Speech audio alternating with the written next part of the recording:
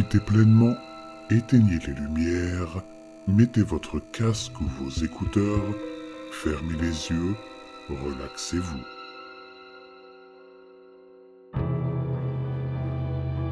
Quelqu'un dans la maison.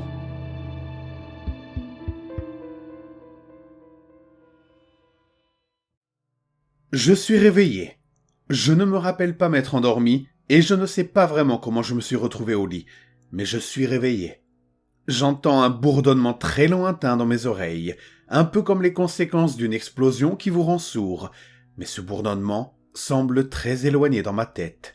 J'ai dû passer une nuit difficile, je suppose, bien qu'honnêtement, je ne me souvienne pas vraiment de la soirée de la veille, ni d'aucune autre soirée d'ailleurs. Ouais, ça a dû être une sacrée nuit. Je sors du lit et mes pieds heurtent le carrelage froid et dur de ma chambre. En me passant les mains sur le visage, j'essaie de me débarrasser des toiles d'araignée du sommeil et de ce que j'ai pu boire la veille.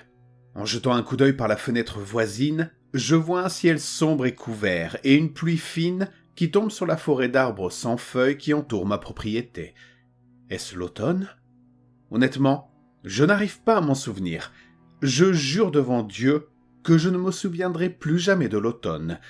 Je jure que je ne boirai plus jamais autant. J'ai fait cette même promesse vide une centaine de fois auparavant, j'en suis sûr. Je me lève du lit et je descends l'escalier qui mène au niveau principal de la maison, les 3 premières marches grinçant sous mon poids, comme elles le font toujours. À mi-chemin, je peux voir à l'extérieur, à travers la fenêtre de style horreur d'Amityville au-dessus de l'entrée, que la bruine et les nuages se sont installés, et qu'ils vont probablement rester là pendant un certain temps. Je ne vais pas aller travailler aujourd'hui. Attendez, je ne suis pas obligé de travailler aujourd'hui, n'est-ce pas ? C'est le week-end, non ? Je secoue vigoureusement la tête et refais la même promesse creuse à Dieu. Cette journée va être bien pire que ma nuit n'a dû l'être. La cuisine est équipée d'une horloge numérique, alors je me précipite pour vérifier le jour et l'heure, juste pour m'assurer que je n'ai pas besoin de me faire porter malade.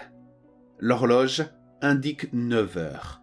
Je suis en retard si c'est un jour de semaine, et nous sommes dimanche. Excellent. Il est temps de s'installer sur le canapé et de ne rien faire. Mon Dieu, je suis fatigué. Ce canapé m'appelle tout de suite. Je quitte la cuisine et passe sous l'arcade du salon, remarquant que le parquet est aussi froid que le carrelage de l'étage. Un petit frisson me parcourt l'échine et je me tourne vers le thermostat pour augmenter le chauffage avant de m'allonger et de me couvrir avec la couverture accrochée au dossier du canapé. Le cuir froid et usé du canapé craque sous mon poids. J'entends le clic familier du thermostat lorsque le chauffage se met en marche. Je resserre la couverture, je ferme les yeux et j'essaie de m'endormir. Je me dis que cette gueule de bois est peut-être la pire que j'ai jamais eue, et je ne me souviens toujours pas de la fête. Eh bien oui. Bon, je me dis qu'elle disparaîtra après une bonne sieste en fin de matinée. Les chuchotements commencent immédiatement.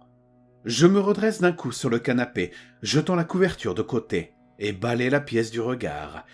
À part moi, le salon est vide. Le ventilateur de la salle de bain de l'étage fonctionne. Est-ce que je l'ai laissé allumé ? Suis-je même allé dans la salle de bain ce matin ? Je me faufile discrètement depuis le salon, traverse la cuisine et jette un coup d'œil au coin de la rue. Silencieux comme un rat d'église. J'ai dû être un ninja dans une vie antérieure ou quelque chose comme ça. Je regarde l'escalier et constate que la lumière de la salle de bain est allumée et que le ventilateur d'extraction fonctionne. Peut-être que j'ai détruit les toilettes hier soir et que je l'ai laissé tourner pour tuer l'odeur avant d'aller me coucher, me dis-je. Mais le chuchotement recommence et il vient de la salle de bain. Pas le temps de faire preuve de subtilité. Je me précipite dans les escaliers. Les 3 premiers grincent comme d'habitude et j'entre dans la salle de bain. S'il y a quelqu'un ici, il est sur le point de se faire botter le cul. Mais la salle de bain est vide et les chuchotements ont cessé. D'accord. J'ai beaucoup plus la gueule de bois que je ne le pensais. J'appuie sur l'interrupteur mural de la salle de bain pour éteindre la lumière et le ventilateur, puis je réalise que mon lit n'est plus très loin. Dormir. J'ai besoin de dormir. Je suis tellement fatigué. Le lit est là, dans ma chambre, sombre et accueillant. Je vais dormir et me réveiller en pleine forme. C'est l'heure de la sieste. Je m'allonge sur le lit, m'enfonçant dans le matelas comme du beurre fondant sur une poêle chaude. Je remonte les couvertures jusqu'à mon menton, je ferme les yeux et je dors. Ou du moins, je crois que je me suis endormi. Je suis bien réveillé, mais je ne me souviens pas de m'être endormi ou d'avoir rêvé. L'obscurité s'est infiltrée dans la pièce comme un chat cambrioleur, projetant sur le mur du fond des ombres qui ressemblent à de petits démons prêts à sauter de leur toile murale bidimensionnelle et à attaquer comme de véritables horreurs tridimensionnelles. Il doit faire nuit, car je ne vois rien par la fenêtre, mais j'entends encore le léger clapotis de la pluie sur le toit. Je rejette les couvertures, me redresse et me frotte à nouveau le visage. Je suis encore fatigué et groggy, et j'ai la gueule de bois. Je laisse les démons derrière moi sur le mur de la chambre et me dirige vers la salle de bain. La lumière est encore éteinte. Je l'allume. La lumière du luminaire en verre moulé danse comme des ballerines de cristal miniature et le ventilateur d'extraction se met en marche. Je jette un coup d'œil dans les toilettes. Je me dis qu'il n'y a pas de prière offerte aux dieux de porcelaine ici. Alors que je me tourne vers le miroir pour me regarder en face et que je redoute l'image que je vais donner de moi dans cet état, des bruits provenant de l'étage inférieur me figent dans mon élan. C'est le son inimitable de l'argenterie sur les assiettes. Quelqu'un est en train de dîner dans ma maison. Les 3 marches supérieures grincent à nouveau, tandis que je vole jusqu'au premier étage. Je fais irruption dans la cuisine, en ouvrant la porte en grand, et je me dirige vers la table à manger près de la baie vitrée. Il y a des assiettes, avec les restes d'un repas à moitié mangé sur chacune d'elles. Mais ceux qui étaient là, en train de manger mon repas, sont partis précipitamment en m'entendant arriver. Le parquet, menant à la porte d'entrée, résonne comme si un troupeau d'éléphants y organisait une course d'athlétisme. Les salauds s'enfuient par la porte d'entrée.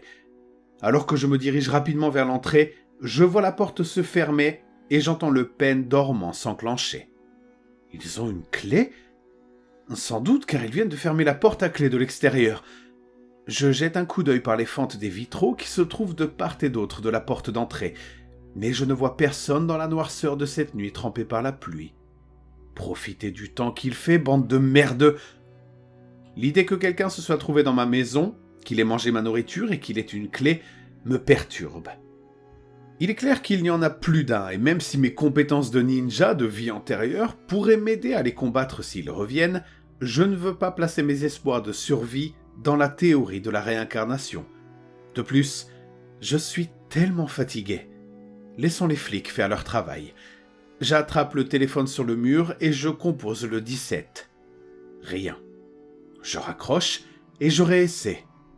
Toujours rien. Il n'y a pas de tonalité.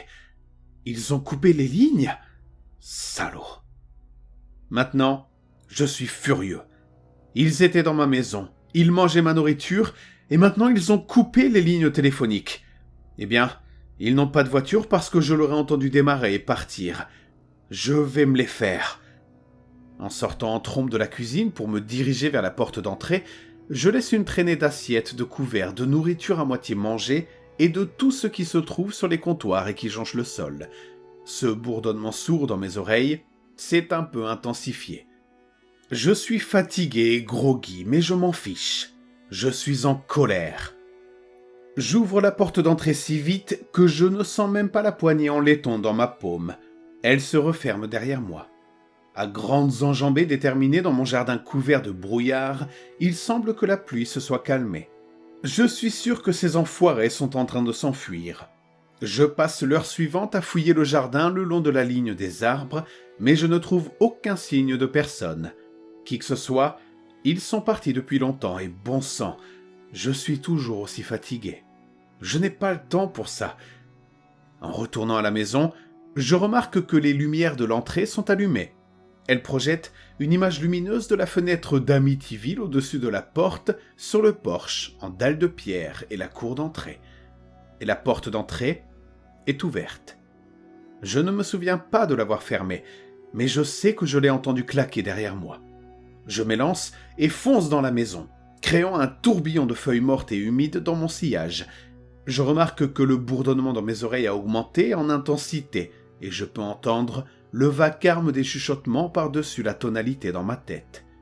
Alors que je tombe en trombe sur le sol froid et glissant de l'entrée, je vois 3 personnes. La première est manifestement une sorte de prêtre. Il tient un chapelet d'une main et une petite Bible ouverte dans l'autre. La deuxième personne est une petite femme à l'air triste, avec un manteau de sol serré autour d'elle, dont la bordure de fourrure et le col sont fermés par de petites chevilles en bois. Et la troisième personne, c'est ma fille. J'avais presque oublié que j'avais une fille. Comment pourrais-je l'oublier ? Elle est belle, là, devant moi. J'éprouve un immense sentiment de perte, et je me rends compte qu'elle me manque énormément. Mais je n'arrive pas à comprendre pourquoi. Ne l'ai-je pas vue l'autre jour ? Enfin bon. Des images d'une plage, de l'air chaud et salé d'une journée venteuse défilent dans mon esprit. Ma petite fille est là, et nous faisons voler un cerf-volant. J'entends les vagues s'écraser sur le sable sucré et ma fille rire, tandis que nous courons dans les vagues en faisant voler un cerf-volant. C'était une belle journée. Elle était si jeune, si belle et si pleine de vie. Elle pleure maintenant, la bouche couverte par ses mains, tout en balayant du regard la zone de l'entrée où nous nous trouvons tous. Elle me regarde rapidement, puis son regard se déplace, cherchant. Mais pourquoi ? La petite femme triste au manteau de fourrure, elle, me regarde droit dans les yeux. Elle a un air sinistre et tape sur l'épaule du prêtre en secouant la tête. Le prêtre cesse d'agiter ce stupide chapelet, devient silencieux et prend ma fille dans ses bras comme pour la consoler. « Il est là !» dit la petite femme. Ma fille laisse échapper un sanglot et le bourdonnement dans mes oreilles s'intensifie. Il est confus et en colère. Il ne comprend pas encore.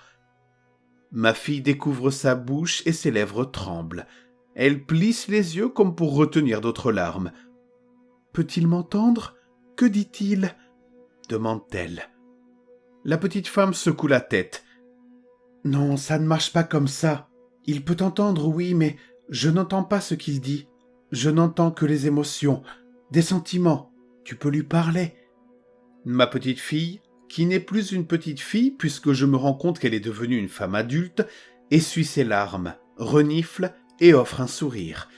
Je ris un peu car elle doit penser qu'elle me regarde, alors qu'elle regarde juste à ma gauche. Mais pourquoi ne pourrait-elle pas me regarder en face ? Je me tiens juste en face d'elle. « Papa, tu peux partir maintenant. Nous allons nous en sortir. Maman et moi t'aimons et tu nous manques beaucoup, mais tu dois partir. Tu seras mieux. » Ma fille rit un peu et sourit de ce sourire que j'ai toujours aimé voir. « Ne t'inquiète pas, je ne laisserai pas maman vendre la maison, je sais que tu l'aimes. » Le bourdonnement dans mes oreilles est presque assourdissant maintenant, mais je m'en fiche. Pourquoi me parle-t-elle ainsi ? Pourquoi veut-elle que je parte ? Et pourquoi n'est-elle pas la petite fille de 10 ans de mes souvenirs ? Je me rends compte que je lui crie ces questions. Le bourdonnement est devenu une véritable douleur dans ma tête, mais je m'en fiche. J'appuie mes mains sur mes oreilles pour essayer de bloquer le bruit. Je secoue la tête d'un côté à l'autre et je continue à hurler des questions à ma fille. La petite femme secoue à nouveau la tête. Elle jette un regard triste à ma fille. « Il est en colère. Il vous crie dessus. Je n'entends pas les mots, mais il ne comprend pas pourquoi vous dites ces choses. Il est très très confus. Il ne sait pas qu'il est temps de quitter cette vie. » Attendez, qu'est-ce qu'elle vient de dire ? J'arrête de crier et je baisse les mains. Le bourdonnement dans mes oreilles s'atténue et commence à descendre lentement vers un son unique et harmonieux. Que veut-elle dire par « il est temps de passer à une autre vie » ? Ma fille sourit à nouveau. Cela m'a tellement manqué. « Papa, nous t'aimons. Il est temps pour toi de passer à autre chose. Nous apprécions que tu restes avec nous pour t'assurer que nous allons bien. Et nous allons bien, mais tu dois partir maintenant. » Derrière ma fille, la porte de la cuisine s'illumine soudain de la lumière la plus vive que j'ai jamais vue. Pure, propre et invitante. Ce ton harmonieux s'amplifie. Il n'est pas douloureux, mais invitant. Je regarde au loin et vers les 3 personnes qui se tiennent devant moi. Elles ne voient pas la lumière. La lumière me fait signe, alors je commence à marcher vers elle. La petite femme tapote la main de ma fille et hoche la tête. Son sourire me dit qu'elle sait ce qui se passe, même si je l'ignore. Je me rapproche de la lumière. Ses rayons blancs tombent sur moi comme des bras aimants qui m'attirent dans leur étreinte. L'entrée du tunnel est si proche que je m'arrête et me retourne pour regarder ma fille une toute dernière fois. Je prononce les mots « Je t'aime » en sachant qu'aucun son ne sortira de mes lèvres. La petite femme chuchote à ma fille.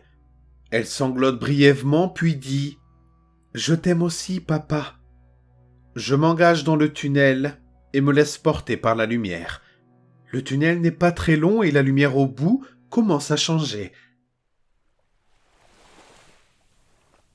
Je sens l'air chaud et salé et j'entends le fracas des vagues sur un rivage de sable sucré.